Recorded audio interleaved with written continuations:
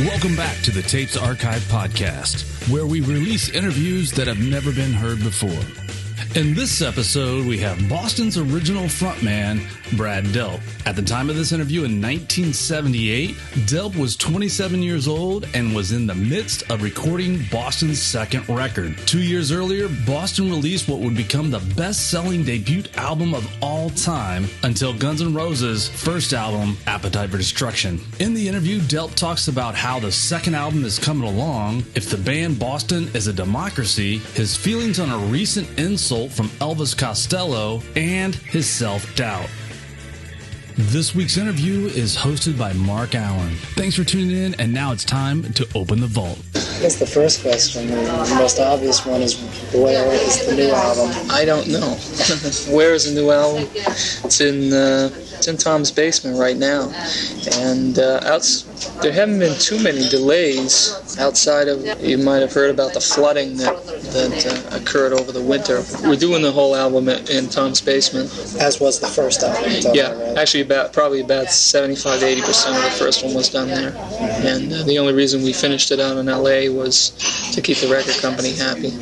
So this one, they're happy from the last album, so they let us do the whole thing here. The only problem we had during the winter was when the snow melted, Tom's basement flooded, and that happened more than once. So just as we would kind of get rolling, we'd have to yank everything out and wait. So that caused maybe 2 or 3 weeks delay anyway. Then we had a couple of incidents with bad tape. He ordered like a gross of tape, and something happened when he got it. It wasn't right. He had to send it back. So we've had a few delays along that line. And outside of that, we've just been kind of taking our time making the record. We knew it wasn't going to be real fast when we finished the first one, because the first album really, if you count all the time we spent putting demo tapes together, some of the songs on the first album were recorded once, a long time ago, and re-recorded again. When it came down to making the album, we were quite familiar with the songs. So it was quite a long process putting that one together, and we knew it was going to be quite a long time. So it was due to be released a month and a half ago? We had hoped that it would be out right around now, or maybe a couple weeks earlier. But now it doesn't look like it's going to be out for about another 3 to 4 weeks. We haven't put the vocals on yet. Everything else is about finished. The last thing I read about it in Rolling Stone was Tom Scholz said he hadn't done anything as far as the album. He hadn't written any songs. He hadn't. Oh well, we've got I forget when that article was, but we've got more than enough material, and we've been working up material. Well, we had 2 or 3 songs before we even got off the road that we did in the live set that hadn't been recorded. One of them was "Man'll Never Be." It's kind of a ballad type thing, and we knew we were going to use that. And there's another song that we used to play called "Don't Be Afraid," and that's going to be on there. And we had to work up most of the other tunes. As it stands now, I think there's going to be between 7 and 8 songs on the next album, and we must have I think there's 9 or 10 that are viable songs, so we're going to have a few extra to fall back on. And most of those have been weeded out now, so actually Tom is just wrapping up the lead parts. What happened was we recorded, say, these 9 or 10 songs all the way through with singing. Maybe we do like one verse just to get how the thing was going to go. And then we listened to that, and then we went back and re-recorded the whole thing. So I think when Tom said he hadn't started on it, the fact of the matter was we probably had a copy all made, but it wasn't the keep tracks. So now we go back and do it again, and we're kind of in phase 2 right now.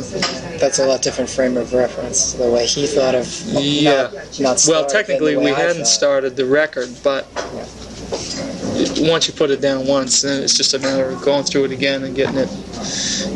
We kind of I guess we do things maybe a little differently than a lot of bands do.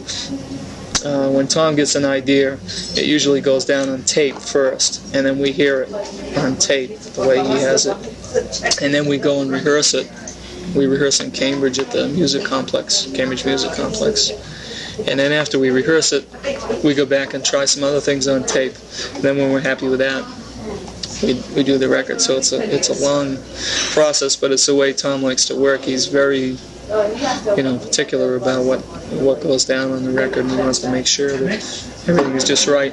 And it gives us an opportunity to become more familiar with the material, rather than just kind of putting it down. What does the record company have to say about when the first album came out? I think August '76. Yeah, I guess it was. So what does the record company have to say about the fact that it's been almost 2 years since the last album? Well, had the first album not done as well as it did, I'm sure we'd either be fired or we'd have 3 albums out by now, because they would have been very concerned. As it is, having done so well, which kind of surprised everybody, including us, that it did that well, they're just more or less letting us do it in hopes that the next one will be equally successful. If it is, and then they don't have any problem. They've been very good about it overall. I personally, because when Tom is working, that doesn't leave me with that much to do, so I've had a lot of spare time, and I've been working on some things of my own, but I kind of like to be out on the road right now myself. I kind of wish the album was out, but you really can't rush them, so we're all just kind of waiting. We wait for the word, and then we go in, and everybody does his own, part individually. He writes the songs and produces. He wrote the bulk of it, as he did with the last one, although Tom and I collaborated with probably a little more on this one as far as the lyrics go. I think I wrote the lyrics to 2 or 3 of the songs, or wrote the lyrics to 2 and helped out on another one. But the bulk of the music is Tom's. How surprised were you about the success of the first album? Very surprised. Well, personally, I can't speak for the whole band, but like I say, some of the material on their record was 5 or 6 years old before it came out. So we had heard it, and I had heard it so much before that I couldn't really I lost all objectivity of it. I couldn't hear it as a brand new record anymore. It was just, those songs that I've been hearing over and over again. So I really just had no idea how other people would take to it. But I always went by the assumption that if I was involved in it, then it probably wasn't very good. So I was very surprised when that happened, I just can't picture myself being in anything successful. So I was extremely surprised, maybe more than the other people. I thought that Tom did a very good job on the record, but I wasn't too pleased with the singing on it. I thought I could have done a better job on it. We went out to California to do all the vocals, and the weather out there really kind of wreaked havoc with my throat. I'd never been out there before, and it's so dry that I had a real bad time out there trying to sing. I thought that the stuff that we did on the demo tapes before that the singing on that in a lot of cases was probably a little better. But I guess I was satisfied overall, but I think it's like you said, it's hard to be objective about your own material. It wasn't really. I think the vocals are great. Well, I think that's the best thank part. you. I guess it's, you get so close to something and you record it over and over again, the more you record it, you just keep hearing what's wrong with it, because you know what's right with it, so you're always listening for what's wrong. And when you get finished, maybe if you got 90% of it you're happy with, but there's 10% that you just couldn't get. That's what I hear. Tell me something about the history of the band. How did you get involved with the band? Well, I was playing with various groups around the North Shore area. I'm from Danvers originally, but I used to play around Salem and Beverly and that area, as did Franny, our bass player. And I was playing in a band with him when a friend of his told me about these other 2 guys who had a group together, and that was Barry and Tony. So the stuff that I was doing with Fran was all top 40 stuff. I'd never been in a band that did any original material, and I went down to see what they were doing. And they played me 2 songs, one of which was Hitch Your Ride. Well, it wasn't called Hitch Your Ride at that time, but it was called San Francisco Day. Tom played me that and said they were going in the studio to do some work, and they were looking for a singer. So it was kind of like a golden opportunity for me. I'd never been in a studio up to that point. This was around 71, and that was something I always wanted to do, and get in a band that was doing some original material. So I left the band with Fran and joined up with Barry and Tom. And we went through a number of bass players. We played just mostly local things, like we played for BU, and we played different colleges and stuff, and a couple of small clubs and things like that. But mostly we spent recording. we did some recording at Tom's house, which at that time was, he had a Roberts tape deck, like a 2-track, and he hooked it up to something else, so we had like 4 tracks that we could work with. And we did some recording in local studios around town. So Tom spent a lot of time trying to develop himself as a kind of engineer, producer, and eventually the equipment got a little more sophisticated. And when we play out, we did about like half original material and half cover stuff. What kind of covers were you doing? Oh, a lot of rock and roll. Tom really likes the James Gang, like James Gang Rides Again and stuff like that. So we did 10 My Garden, and we did Funk 49 and stuff like that. And we did Space Truckin', and a lot of Led Zeppelin stuff, Communication Breakdown, and a lot of Rolling Stones, Brown Sugar, and all that stuff. It was mainly stuff without any harmony, and it was a lot different from what I was used to doing. Because the stuff that I was doing, I was like a Beatles, fanatic. So all the groups I was in, we used to do a lot of Beatles stuff with 4 and 5 part harmony and stuff like that. And that's what I was used to doing. I didn't really front the band, I just was just one of 3 or 4 singers. So when I joined the band with Tom and we started getting the stuff that was a little heavier, maybe featured a vocalist like that, it was kind of a new thing for me. So I kind of learned a lot from doing that, from playing that stuff. We went through a number of bass players during that time too. People just kind of came and went until finally Fran was someone that I knew, and it turned out that he had also played with Barry previously because they're both from the Lynn area. So he was kind of a natural to kind of fit in with the band, seeing as he knew everybody. And he was also familiar with the material because when we were making tapes, when Tom, Barry, and myself were making tapes, Fran and I would still keep in touch, so I would come over to his house and kind of let him in on what we were doing. So he fit in very well, as did Sibby. Sibby was another friend of all of us, before he actually joined the band. But he had been hearing the tapes, and he was kind of into what we were doing even before he officially joined the band. So it kind of happened over a period of years. But originally it was Tom and Barry, and then it was me, Tom, and Barry, and then the other 2 guys kind of came in. How did you get signed with Epic? How did we get signed with Epic? We had, like I say, when I first met Tom back in '71, first thing we did was go into a studio at Great Northern, it is now, in Maynard. We made a demo tape with about, I think there were 4 songs on it.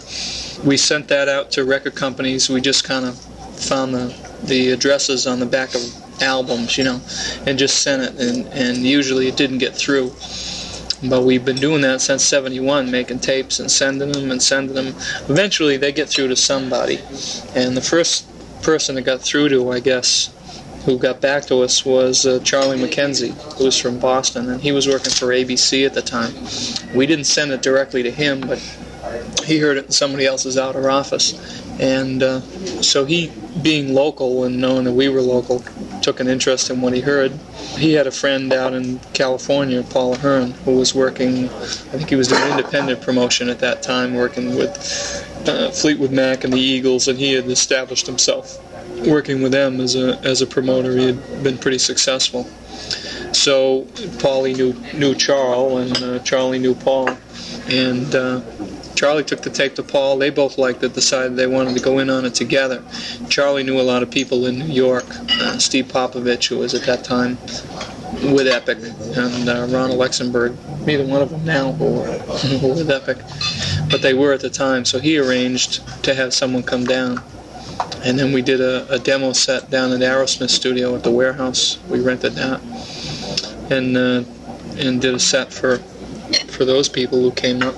And it was probably equally on the strength of the demo and on the strength of Paul and Charlie's recommendation that we got the contract. I mean, no matter how good the tape was, unless we had somebody to bring it there personally like them, no, it never would have got listened to. After it got to them, they were impressed by the quality of the demo tape. We kind of had a quick rehearsal get together for when they came up to listen to us, and it wasn't very good. We weren't too happy with it, but it was good enough, I guess, to get signed. And what kind of deal did you get? I don't know to this day what kind of deal we have. We've got all kinds of people that are going over contracts and things, but I guess it was just a standard 5-year contract with whatever, for a beginning group. There was no special. It wasn't a big thing. Nobody in the company, I don't think, thought it was going to turn out the way it did, and we certainly didn't. So it was just whatever anybody else gets. And then when the record first came out, I think it sold like 40,000 the first week, and when it sold 40,000, I figured, well, it must have peaked. That was it. And then it would sell like 110,000 or something. I go, well, it must be going down. None of the singles, oddly enough, went gold. More Than a Feeling, I think, sold maybe around 850, 900,000 copies. I think that did the best of all the singles. The album sold 6 million. The singles, they obviously helped the album sales, but it didn't seem to me to be like the big single. I think the biggest selling point for us was that they were playing most of the album on the FM stations. They were playing almost every cut. Some people have said that your early live shows were somewhat less than good. Yeah, I can think of quite a few. The first two in Boston, as a matter of fact, were pretty horrendous. The first two of the music hall. Actually, before that, we played in Waltham, and that was pretty horrendous too. Part of the reason for that, and I think a good part of it, was that we didn't have a crew together. We didn't have a sound man who was with us all the time. We kind of picked up people as we went along. Things happened so quickly that we just didn't have that part of it together, and I think that's you can't underestimate that part of a live show. And when it's not your show, you have to rely on the other people's sound system and whatever. But at least you have your own sound man, which we didn't have at that time. We were still kind of experimenting. We didn't get that together until really we went out. We went out to the Midwest for a couple of weeks, and I think when we came back, we had that a little more together than previously. How did you find other bands treated you when you were third on the bill? Well, usually they treat you pretty good if you're third on the bill. The first big shows we did, 13, 14, 15,000 people, were with opening for Black Sabbath down south. We did about 2 weeks with them, and they were among the nicest people that we met on the road. They were just great. The first date that we played with them was their first time they had played in a couple of years or something. They were all in England. They got together. They hadn't even seen each other or something, and they didn't want to do a sound check. They just said, "Oh, go ahead, do what you want." They never did sound check, so things went very smoothly for us, and they were nice people. How do you react to something like what Elvis Costello said in, I think it was Newsweek? Yeah, well, I can only speak for myself. I can't speak for the rest of the band, but personally, it hurt me. I suppose when you read a bad review, even if, say, a critic, writes a bad review, even if you don't feel it's true, even if you feel maybe you did a good job that night, because plenty of times we've gotten good reviews when we felt we weren't so good, and terrible reviews when we thought that we really sounded good. But even if you don't believe it, those things still, they're talking about you, and so it still registers, And the fact that, like I say, I like his records, and I never met him, and I never saw one of his shows, but yeah, it kind of hurt to have somebody say it's too bad he feels that way. I guess there's not too much I can do about it, really. That's pretty good. You take it pretty well. I don't know. Well, because you could on the other hand say, well, we sold 6 million records, and this guy only sold 300,000. Well, I'll tell you, to me, it really doesn't matter if we sell 6 records or 6 million. And now that's not easy for me to say because I've already sold them, so anybody can say, oh yeah, sure, we can say that, Yeah, I didn't expect to sell 6 million records, but I can't apologize for it. It's not my fault that we sold that many either, I didn't have any hostility towards anybody. But like we played with Rick Derringer. Now, the first time I played with Rick Derringer, he was opening for us. And the only thing I could think of was there's no justice. I mean, it doesn't matter how many records we sold, we should be opening for him because he's paid his dues. He's been around so long. He's been an innovator. We naturally have some of our music, a portion of it at least, had to derive from Derringer because he was right there while we were learning. So it's not fair. And he probably knows it's not fair either, but he knows that that's the way it is. If somebody's quote, commercial. So that's nice when you meet people like that that really understand that it's not always fair, in the record business, and someday it's not going to be fair for us either. Maybe we had more than our share now, and maybe some other time, maybe we'll feel a little more deserving and won't get it.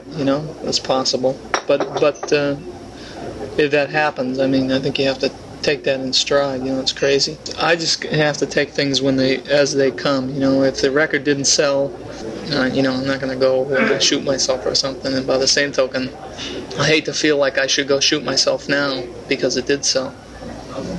Some people have accused the first album, of being sterile sounding because of overdubs and things like that. How many overdubs were done and how much time was put into the final process? Oh, it's hard to say how many overdubs were done, because when we put an album together, we do everything kind of one at a time. So anyway, it took us a while to get the album the way we wanted it to, but the sound on the album was based on one, the idea Tom originally had was recorded, and two, we all played it together to see what we could add to it by playing it live. Then we went back into the studio and tried to put those together. Sometimes it's nice to have an album with a kind of loose feel to it, and maybe have some guitar parts that are maybe not quite in tune, and sometimes maybe that adds to the feeling of the record, something, the first take. We don't do a lot. A lot of stuff isn't like first take. It usually took a few takes, but Tom wanted something that was a statement of what he had envisioned. So he wants to get it right, and then we get a chance to interpret it when we go out on the road. What kind of an audience do you think Boston attracts? We were surprised when we went out because it was really quite a wide range, anywhere from like 13 to our age, 24, 25, 26. I talked to a lot of college people at the shows, and I talked to a lot of kids younger than that too. I never gave it much thought, figured out why, but it struck me kind of funny. The Beatles were like 21, 22 years old. When I was buying the records, I was 12. I don't know what the correlation is or why. And now I'm 26 and people 13 are buying the record. And I remember about the Beatles too, on AM radio, that they used to play all the cuts from their album. Well, I was about 12 years old when they came out. And I liked music. I liked Elvis up to that point, really. My older sister used to collect all his records. But I used to listen to him, and I really liked Elvis, even when I was 7, 8, 9 years old. I wanted to play music, but I was always kind of withdrawn, kind of shy in school and like that. And so when the Beatles came out, it just really took over my life. The music really meant a lot to me, hearing it. I just liked it from the start, and I made it a point to know everything about them. So then I'd go into school and nobody even knew which one was which, So then that would get me talking to people, and then I met some people that played music through that. I got in my first band, and we naturally played all Beatle material. So the Beatles really got me into music, or at least I had always liked music up to that point, but they kind of loosened me up enough to go out and play. Actually, we used to play around the North Shore, and that was like our big forte, was doing Beatles stuff. We used to do Magical Mystery Tour and like Hey Jude, with 6-part harmony, and I was real big on doing stuff with harmonies, and that's why when I first met Tom, they weren't doing any of that. None of the rest of the guys were singing, so it was a real different thing for me to be doing Rolling Stones stuff. I wasn't really used to that, so it was good. It was kind of like a learning experience for me. I took it that way. Is the band a democracy? Well, it is insofar as that we all have input, and that we've all decided that if there's something that's questioned as far as the music goes, that it goes up before the whole band. If most of the band doesn't want it in, it won't go in. So in that sense, it's a democracy, up to the point where, of course, Tom writes all the material, or most of the material, and that's only because he's got it all together, if I'm going to have at least one song on the next album, because I wrote one, if the other guys has some material and everybody likes it, we'll put that on too. If he writes some material, he knows best how it should go. So he has the main input as far as that goes. And also, he's the only one out of the band that knows his way around the studio. The rest of us just don't have the knowledge. So we leave that to him. And whenever he writes anything down, or if he plays something, if he puts it down on tape, he'll play it for us and he'll say, well, what do you think of this part, or how do you like this? If we don't like it, he'll get rid of it. He's real easy to get along with that way. If it's something that he really feels strongly about, he'll try and explain why he did it. And usually we'll go along with something like that. But it's pretty democratic, It doesn't give that appearance, I suppose, to people who really don't know the band. Figure, well, it's just Tom and these other guys, But the fact is that most of us have been playing together in one band or another for quite a few years, so we're not, it's not like these droids that he picked up or something and said, play this. It doesn't work that way. Hey, thanks for listening to the Tapes Archive podcast. Please remember you can always find more information about the show and the individual episodes at our website, thetapesarchive.com. Until next time, the vault is closed.